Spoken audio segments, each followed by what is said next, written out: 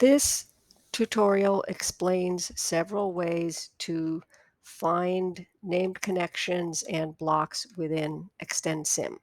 So the first way is to use the edit and then find. So there's three choices here: um, label, name, and ID. So starting with the name.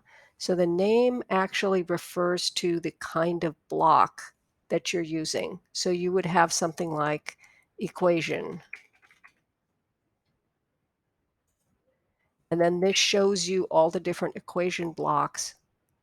You can double click and it will go to that specific equation block. The second way you can find is by object ID. Okay, that actually refers to the block number. So in this case, I type in 106, hit find, and that shows me that it's the scatter plot. And then the third way is by label. Now, those are labels that you have given to the different blocks. So in this example, if I want to find a block called position update,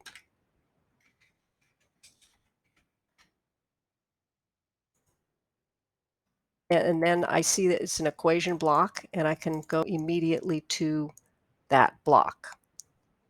So the next way in which I can find blocks is I can go to the Navigator window. So under the window menu, we go to Navigator. This then pops up a secondary window on the left side, and I can scroll up and down to see all the different kinds of blocks. So I can then go straight to a specific block. Okay, the third way to find elements, if I'm interested, for instance, on finding out where's the matching label to zombie bite range. So I can do that by going to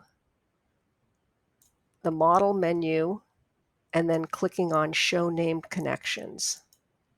Now notice it's very spidery and it's all over the place, but if I click on any one of these lines, I can then discern exactly where that named connection is coming from. So this is very handy if you have a lot of named connections running all over your model. This ends the tutorial.